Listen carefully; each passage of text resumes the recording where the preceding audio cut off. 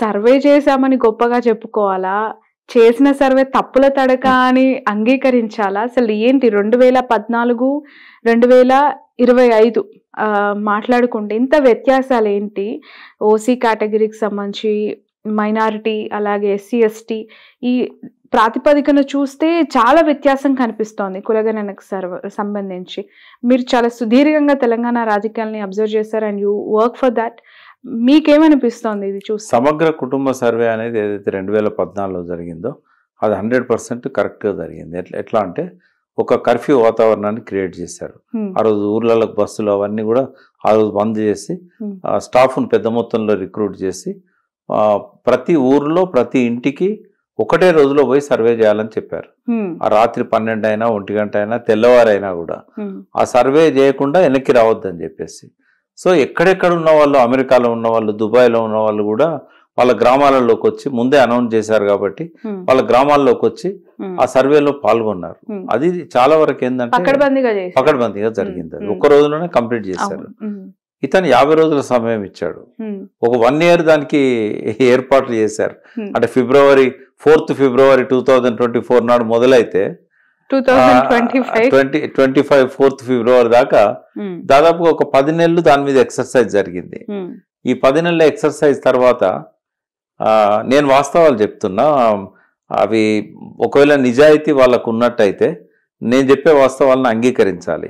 అంగీకరించకపోయినట్టయితే వాళ్ళ సర్వే చేసిన ఫామ్స్ ఉంటాయి కదా, ఆ 3,60,70,000 ఎంతో చెప్తున్నారు, అవన్నీ కూడా బయట పెట్టాలి. ఎట్లా అంటే ప్రతి విలేజ్లో ఏ విలేజ్లో ఎన్ని సర్వే ఫామ్స్ వచ్చాయో ఆ గ్రామ పంచాయతీ దగ్గర పెట్టాలి, గ్రామ సభ దగ్గర పెట్టాలి. ప్రతి డివిజన్లో, హైదరాబాద్లో 150 డివిజన్స్ ఉన్నాయి, ప్రతి మున్సిపాలిటీలో వార్డ్స్ డివిజన్స్ ఉంటాయి, అక్కడ డిస్ప్లే చేయాలి. నిజాయితీ నిరూపించుకోవాలనుకుంటే, నేను చెప్పేది తప్పు అనుకుంటే 70% మాత్రమే గ్రామాలలో అయింది, 40 నుంచి 50% మాత్రమే పట్టణాలలో అయింది. నాట్ ఓన్లీ హైదరాబాద్, కరీంనగర్ కావచ్చు, వరంగల్ కావచ్చు, హయ్యర్ సైడ్ 50% అయింది. అయితే 50 రోజుల టైం తీసుకున్నా కూడా 50% అర్బన్లో దాటతలేదు, 70% రూరల్లో దాటతలేదు. అయితే వీళ్ళు ఏం చేశారంటే 100% సర్వే చేసినట్టయితే మనకు ప్రతికూలంగా వస్తుంది కాబట్టి అందులో ఒక రెడ్డి లాబీ బాగా డామినేట్ చేసింది. ఏది సర్వే మొత్తం ప్రహసనంలో సీతక్క ఉండొచ్చు, అందులో శ్రీధర్ బాబు ఉండొచ్చు, కానీ వాళ్ళు ఏం దానిలో పెద్దగా జోక్యం చేసుకోలేదు. ఆ అప్పర్ కాస్ట్లో పర్టికులర్గా ఈ వీళ్ళు ఎవరైతే ఉన్నారో వీళ్ళ గ్రిప్లో పెట్టుకున్నారు. దాన్ని పెట్టుకొని ఈ 100% సర్వే జరిగితే ఆ ఫలితాలు ఒకవేళ వెల్లడి చేయాల్సి వస్తే మనకి ఇబ్బంది అవుతుంది. ఏ రకంగా ఇబ్బంది అవుతుంది సార్? అంటే అవుట్ ఆఫ్ ద బాక్స్ ప్రేక్షకులకి 10% ఈబీసీ రిజర్వేషన్స్ పెట్టుకున్నారు, 10% లేరు అప్పర్ కాస్ట్లు. ఓకే, అంటే 10% లేని వాళ్ళకు 10% ఇచ్చారు, 50% పైన ఉన్న బీసీలకేమో 23% ఇచ్చారు లోకల్ బాడీస్లలో. అంటే అది రేపటి రోజుల్లో బీసీల సంఖ్యను బయట పెట్టారనుకోండి, బీసీల్లో ఐక్యత వస్తుంది, పోలరైజేషన్ వస్తుంది. కాబట్టి బీసీలను తక్కువ చూపెట్టాలి, అప్పర్ కాస్ట్లను ఎక్కువ చూపెట్టాలి. ఎక్కువ చూపెట్టాలన్నప్పుడు ఏం చేయాలి? వాళ్ళు ఆ సర్వే అన్ని పక్కకు పెట్టేసి వీళ్ళు ఇష్టం వచ్చిన ఫిగర్లు వేసుకోవాలి. అదే జరిగింది. 3 రోజుల్లో మార్చేశారు సర్వే. ఒరిజినల్ సర్వే రిజల్ట్స్ ఏవైతే ఉన్నాయో వాటిని 3 రోజుల్లో మార్చేశారు. అందుకే ఇప్పుడు ఇన్ని రకాల క్వశ్చన్స్, చర్చలు. ఇప్పుడు జనాభా 2 లక్షలే పెరిగినట్టు చూపెట్టారు, 3,68,00,000 నుంచి 3,70,00,000 అయినట్టు చూపెట్టారు. మరి 14 లక్షల పెళ్లిళ్ళు అయినాయి, వాళ్ళ పిల్లలు పుట్టరా? ఇంకోటి 14 లక్షల కేసీఆర్ కిట్లు ఇచ్చారు. అవును, ప్రసూతి హాస్పిటల్ రికార్డ్స్ ఉన్నాయా? అవును. మీరు హైదరాబాద్ ఒక్క రికార్డ్స్ కనుక జడ్జ్ ఖాన్ హాస్పిటల్, ఈ కోటి హాస్పిటల్, ఎక్కడెక్కడైతే గవర్నమెంట్ హాస్పిటల్స్ డెలివరీలు అయినాయో ప్లేట్ల బురుజు, ఇవన్నీ కనుక మనం తీసామనుకోండి, మొత్తం తెలంగాణలో ఉన్న ప్రతి ప్రసూతి హాస్పిటల్ అయి మనం తీస్తే గవర్నమెంట్ హాస్పిటల్లో డెలివరీలే 14 లక్షలు అయినాయి లాస్ట్ 10 years. ప్రైవేట్ హాస్పిటల్సే కాకుండా ఇంకా ఊర్లల్లో, ట్రైబల్ ఏరియాస్ లా, దళిత వాడలల్లా, మంత్రస్థానంలో ఇంకా పిల్లల్ని తీస్తున్నారు. అది పోలేదు పూర్తిగా. మరి ఇవన్నీ ప్రైవేట్ హాస్పిటల్స్ కూడా కౌంట్ చేస్తే 20-25 లక్షల మంది పుట్టలేదంటారా? గ్రోత్ రేట్ యావరేజ్ గా 13% ఉంటుంది భారతదేశంలో. మరి 13% యాడ్ చేస్తే చాలా పెరగాలి కదా, ఎందుకు తగ్గుతుంది? ఇంకోటి జనాభా లెక్కలు ఒక్క సర్వేతోనే తేలాయి. ఆధార్ కార్డులు ఉన్నాయి, రాష్ట్రంలో ఎన్ని ఆధార్ కార్డులు ఉన్నాయి, తర్వాత ఎన్ని రేషన్ కార్డ్స్ ఉన్నాయి, రేషన్ కార్డు లెక్క చూసినా తెలుస్తుంది. తర్వాత స్కూళ్ళల్లో జాయిన్ అవుతున్న పిల్లలు స్కూల్ స్ట్రెంత్ ఎంత ఉన్నది మొత్తం టోటల్ తెలంగాణ. తర్వాత రేషన్ కార్డులో పెండింగ్ దరఖాస్తులు ఎన్ని ఉన్నాయి, ఎన్ని రకాల, ఇంకోటి కొన్ని జాతీయ సర్వేలు ఉంటాయి, రకరకాల అవసరాల కోసం వాళ్ళు సర్వేలు చేస్తారు. ఏది చేసినా కూడా ఈ జనాభా అనేది తప్పనేది. ఈ ప్రామాణికంగా మేము ఈ ఆఫీస్ నుంచి లేదంటే ఈ ఆర్గనైజేషన్ ద్వారా ఈ సర్వే చేశాము, లేదంటే వీళ్ళు ఇచ్చిన ప్రాతిపదికన వీళ్ళు ఇచ్చిన లెక్కల ప్రకారం మేము దీన్ని వెల్లడిస్తున్నామని కూడా బహిరంగంగా ఎక్కడా చెప్పట్లేదు. అంటే దీని వెనక ఏదో జరిగిందనే అనుమానాలు చాలా ఎక్కువగా రేజ్ అవుతుంది. అంటే సర్వే 100% జరగలేదు, జరగనప్పుడు అది అశాస్త్రీయం, ఆ పర్సంటేజ్ల అశాస్త్రీయం, వాళ్ళు చెప్పే లెక్కల అశాస్త్రీయం. ఇప్పుడు నేను రేవంత్ రెడ్డి క్వశ్చన్ చేశాడు, అప్పర్ క్యాస్ట్లు 21% ఉన్నట్టు చూపెట్టాడు కేసీఆర్ సకల సమగ్ర కుటుంబ సర్వేలో ఎస్కేఎస్, దానిలో 21% ఉన్నట్టు చూపెట్టాడు, ఇంకా మేము తక్కువ చూపెట్టాం 15% అని చెప్పాడు. ఇది ఎంత సిల్లీగా ఉంటదంటే, అంటే అనుకుంటే చూపించొచ్చా, అలా ముస్లిమ్స్ లేరు. ఓకే, ఈ సర్వేలో ఏం చేశాడంటే ముస్లింలలో 2% మాత్రమే అలా కలిపాడు. ఇప్పుడు కేసీఆర్ దానిలో 21% లో ముస్లింలతో కలిపేది. ఈయన ముస్లిం బీసీలను సపరేట్ చేసినట్టు ఆయన ముస్లిం బీసీలను సపరేట్ చేయలే. ఆయన ఆ జనాభాలో చూపెట్టింది ఏంది 51% బీసీలు అన్నాడు, అలా ముస్లిం బీసీలను చూపెట్టలేదు ఆయన, ఓన్లీ హిందూ బీసీలే. తర్వాత 18% ఎస్సీలు చెప్పాడు, 10% ఎస్టీలు చెప్పాడు. వీళ్ళు కాకుండా 21% ఓసీ అని చూపెట్టాడు.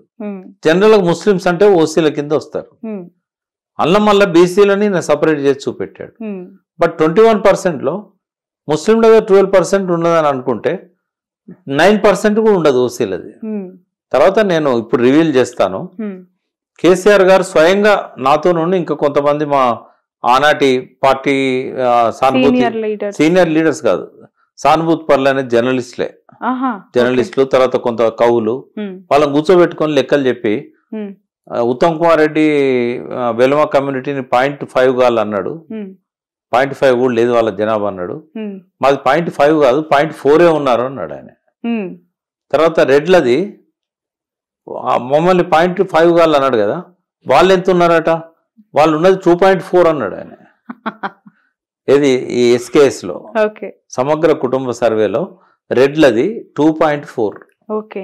తర్వాత వైశ్యాస్ గాని, కమ్మాస్ గాని, బ్రాహ్మణ్స్ గాని, రాజులు గాని, క్షత్రియులు, అక్కడి ఆంధ్ర రాజులు, వాళ్ళంతా ఫార్వర్డ్లెస్, వీళ్ళందరూ కలిస్తే కూడా ఇంకో 5-6% లేరు అన్నాడు. అంటే మొత్తం ఆయన చెప్పిన లెక్క కూడా 9% దాటలేదు. ఇన్ బిట్వీన్ 9 to 10 మధ్యలో ఉంటుంది, పెరగదు. ముస్లింస్ వల్ల ఇప్పుడు నిన్న చెప్పిన లెక్క ప్రకారము 12 లక్షల మంది ఉంటే అలా బీసీలో 10 లక్షల మంది అని చెప్పారు. అంటే ఆ బీసీలు కలుపుకున్నా కూడా 56 వస్తున్నది. సరే, ఇవన్నీ అట్లా ఉండనియండి. అంటే ఒకవేళ కనుక రేవంత్ రెడ్డి చిత్తశుద్ధి ఉంటుంటే ఈ 50 రోజులు చేస్తే మనకు ఒక 70-80% సర్వే వచ్చినాయని అనుకుందాం. ఇంకో 10 రోజులు ఎక్స్టెండ్ చేసి ఎవరెవరైతే మీకు దొరకలేదో, ఇంటికి తాళాలు వేసి ఉన్నాయో, ఎవరెవరైతే కవర్ కాలేదో మీరు మళ్ళొకసారి డ్రైవ్ చేయండి అని చెప్పి, మీరు అట్లా చేసినట్టయితే మీకు ఏదైనా ఇంక్రిమెంట్ ఇస్తామనో లేకుంటే ఇంకోటో, వాళ్ళందరినీ మళ్ళొకసారి 1,00,000 మంది ఎవరైతే ఎన్యూమరేటర్స్ ఉన్నారో నిజంగా చిత్తశుద్ధి ఉంటే ఆ పని చేయాల్సి ఉండే, ఎందుకు చేయలేదు? అనుమానాలు రావడానికి ఇవన్నీ కారణం అవుతాయి. రెండవది ఇంకొకటి, నేను కూడా నమ్మిన, సరే సర్వే తప్పున్నా పర్వాలేదు, 46% బీసీలు ఉన్నారని చెప్పి ఉత్తమ్ కుమారే చెప్పాడు కదా, పోనీ వీళ్ళు కామారెడ్డి డిక్లరేషన్ ఇంప్లిమెంట్ చేసినట్టయితే నేను టీఆర్ఎస్ నాయకులకు కూడా ఫోన్ చేసి చెప్పా, మీరు అపోజ్ చేయకండి అని. 42 లక్షల మంది 42% కనుక ఆయన రిజర్వేషన్ డిక్లేర్ చేశాడు అనుకో, మీరు అపోజ్ చేయకండి, వెల్కమ్ చేయండి అని చెప్పా. బట్ అది కూడా లేదు కదా. ఆయన నిన్న తన నిజ స్వరూపాన్ని బయట పెట్టుకున్నాడు. ఇప్పటికీ ఎక్స్పెక్ట్ చేస్తుండ్రు వీళ్ళు అమాయకులు, ఇవాళ రేపు మళ్ళీ చేస్తాడు 42%. అయితే ఆయన స్పష్టంగా ఏమన్నాడంటే తన ఉద్దేశాన్ని బయట పెట్టాడు. కాంగ్రెస్ పార్టీ 42% బీసీలకు టికెట్ ఇవ్వడానికి సిద్ధంగా ఉంది, మీరున్నారా అని అడిగాడు. అసలు నువ్వు 42% ఇవ్వదలుచుకుంటే ఆ మాట ఎందుకు వస్తుంది నోట్లోంచి? ఒకసారి 42% నువ్వు ఇచ్చావు అనుకో అఫీషియల్గా, ఏ పార్టీ అని ఇవ్వాల్సిందే కదా. మళ్ళీ మీరు ఇవ్వగలుగుతారా? నేను ఇవ్వగలుగుతాను కంపారిజన్ అంటే దాని అర్థమైంది నేను చేయను అని కదా. అది వీళ్ళకి అర్థమైందో కలదు అసెంబ్లీలో. ఆయన స్పష్టంగా చెప్పిండు నా పార్టీ తరఫున నేను ఇవ్వడానికి సిద్ధంగా ఉన్నా, మీరు ఇస్తారా అని అడిగిండు. అంటే నేను పెట్టబోతలేను. దాని అర్థం ఏంటంటే నువ్వు పార్టీ తరఫున ఎందుకు ఇవ్వాలి, డైరెక్ట్ ఒకవేళ బిల్లే తీసుకొచ్చి అసెంబ్లీలో పాస్ చేస్తే అన్ని పార్టీలు ఇవ్వాల్సిందే కదా, ఈ క్వశ్చన్ ఎందుకు వస్తుంది. కాబట్టి రేవంత్ రెడ్డి స్పష్టం ఆయన ఇవ్వదలుచుకోలేదు. సర్వే రిపోర్ట్స్ ని తప్పుబట్టిన వ్యక్తి ప్రతిపక్షము ఇంకోరో కాదు, తీన్మార్ మల్లన్న. ఆయన ఒక ఎమ్మెల్సీ, కాంగ్రెస్ పార్టీకి సంబంధించి ఆయన ఆ గుర్తుపైన గెలిచిన క్యాండిడేట్. అతనికి ఇప్పుడు షోకాజ్ నోటీస్ కూడా కాంగ్రెస్ పార్టీ ఇవ్వబోతుందని వార్తలు, మరి అది ఎంతవరకు నిజం అనేది తెలియదు. ఇప్పటివరకు అయితే ఇవ్వలేదు యాజ్ ఆఫ్ నౌ. ఆయనే తప్పుపడుతూ ఉన్నారు. అండ్ మోర్ ఓవర్ ఆయన తప్పుపడుతూ ఉన్న క్రమంలో సరే అధికార పార్టీ అయినా కూడా ఇది తప్పులో తడకగా ఉంది, ఒకసారి చూడండి అని చెప్పడంలో తప్పులేదు. ఎవరైనా స్వాతంత్రం ఉంది, మాట్లాడవచ్చు, ఏదైనా చెప్పొచ్చు అని ఒక భావ ప్రకటన స్వేచ్ఛ అనుకోవచ్చు. కానీ ఇతర కులాలని ద్వేషించడం, తిట్టడం, రెడ్డి కమ్యూనిటీని చాలా చులకనగా ఆ భాషకు సంబంధించి ఎలా చూడాలి? అంటే ఒక ప్రత్యేక సందర్భంగా ఆయన అట్లా మాట్లాడనేది నిన్న ఒక ఛానల్లో ఆయన మాట్లాడుతున్నప్పుడు చూశాను నేను డిబేట్ లో. మహేశ్వర్ రెడ్డి ఉన్నాడు కదా, ఆయన బీసీల విషయంలో ఏదో దిగజారి మాట్లాడాడు. ఈయన వాడిన భాషనే ఆయన వాడాడు. ఆ భాష ఇప్పుడు ఇక్కడ వాడడం బాగుండదు. అది ఆ ఛానల్ వాళ్ళు కూడా మళ్ళీ మలనం కూర్చోబెట్టి బయట వినిపించారు. అంటే అప్పుడు ఆయన ఇచ్చిన ఎక్స్ప్లెనేషన్ ఏంటంటే సభలో మాట్లాడాడు, సభలో మాట్లాడింది చూపెట్టారు. నిన్న ఈ టైంకు ఆ ఛానల్లో నువ్వు ఇట్లా ఎందుకు మాట్లాడినావు అంటే, మీరు నా బయట వేశారు కదా, మరి ఆయన కూడా అన్నాడు ఇట్లా అని చెప్పి ఒక పేపర్ క్లిప్పింగ్ ఆయన ఎగ్జిబిట్ చేశాడు. సేమ్ భాష ఆయన కూడా వాడిండు. అయితే ఆయన వాడిండని చెప్పి ఈయన వాడిండు అది. బట్ మల్లన్న గారికి మీ ద్వారా నేను చెప్పేది కూడా ఏంటంటే, ఎప్పుడు కూడా ఈ భాష అనేది కొంత రెచ్చగొట్టడానికి పనికొస్తుందేమో కానీ మన క్యారెక్టర్ని తక్కువ చేస్తుంది. ఇప్పుడు రేవంత్ రెడ్డి ఈ భాష మాట్లాడుతున్నాడు అని అంటే ఆయన ప్రతిష్ట ఆయన దిగదార్చుకున్నాడు. దాన్ని ఎవరు అప్రిషియేట్ చేయట్లేదు. కొంతమంది చిల్లర జనాలు ఉంటారు, వాళ్ళు చప్పట్లు కొడతారు, ఈలలేస్తారు. ఇట్లాంటి భాషను ఇష్టపడే వాళ్ళు హార్డ్లీ ఒక 0.5% ఉంటారు. మనం ఆ భాష మాట్లాడాల్సిన అవసరం లేదు. బీసీ నాయకుడు అంటే ఒక సంస్కారవంతుడైన నాయకునిగా ఎదగాలి. కాబట్టి అది మల్లన్నని ఇంకోసారి మాట్లాడొద్దని నేను కోరుతున్నా.